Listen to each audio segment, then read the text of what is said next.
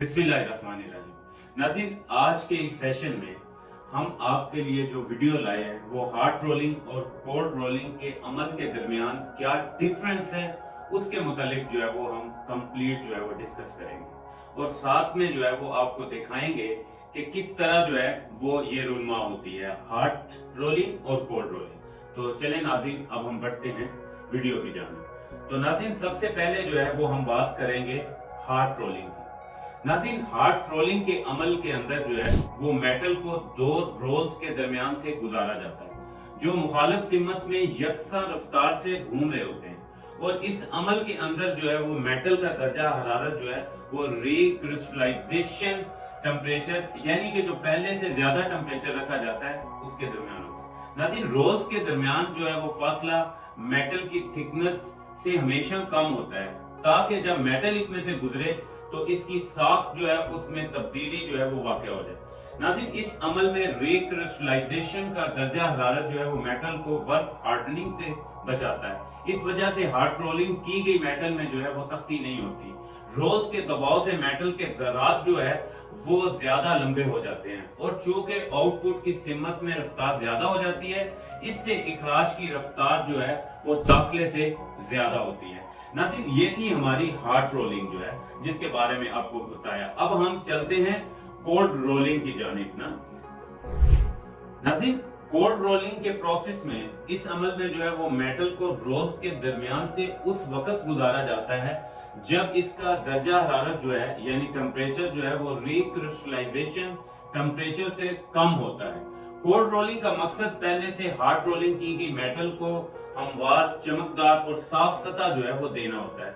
इससे पहले कि कोल्ड रोलिंग की जाए मेटल को जो है वो पिकलिंग यानी तेजाबी सफाई और दीगर मराहल से गुजारा जाता है। आमतौर पर इस अमल से पहले जो है वो मेटल को अनील किया जाता है ताकि इसको नरम किया जा सके।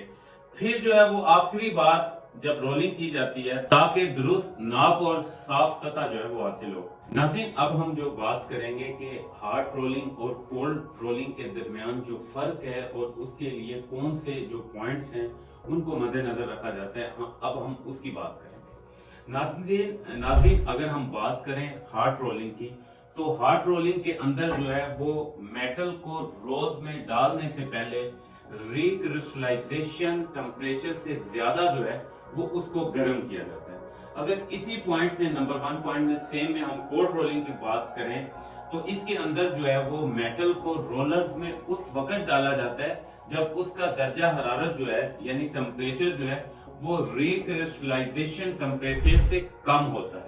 नाज़रीन, अब हम इसी में दूसरे पॉइंट की अगर बात करें, हार्ड रोलिंग के अंदर जो है वो रोल्स और मेटल के दरमियान जो है वो रगड़ ज्यादा होती है। अगर इसी में हम जो है वो कोल्ड रोलिंग की बात करें तो इसमें जो है वो रोल्स और मेटल के दरमियान जो है वो रगड़ जो है वो कम होती है यानी फ्रिक्शन कम होती है। अगर इसी के अंदर हम जाएं और बात करें हार्ड रोलिंग की, तीसरे नंबर के ऊपर हार्ड रोलिंग के अंदर जो है वो साइज में बड़ी कमी जो है वो मुमकिन होती है, जबकि अगर इसी को जो है वो हम कोल्ड रोलिंग के अंदर देखें तो उसमें जो है वो साइज में इतनी बड़ी कमी जो है वो मुमकिन नहीं होती।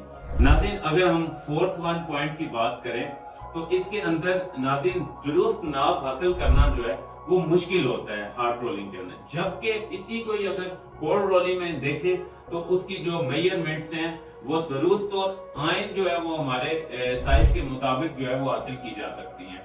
नाज़रीन, अगर इसी के अंदर हम 5वें पॉइंट में बात करें हार्ड रोलिंग और कोल्ड रोलिंग के डिफरेंस की तो इसमें जो है वो हार्ड रोलिंग के अंदर सतह जो है वो खुरदरी और ऑक्सीडाइज से जो है वो भरी हुई होती है, जबकि कोल्ड रोलिंग में जो है वो आपकी सरफेस जो है वो स्मूथ, चमकदार और ऑक्सीडाइज से जो है वो पाक होती है।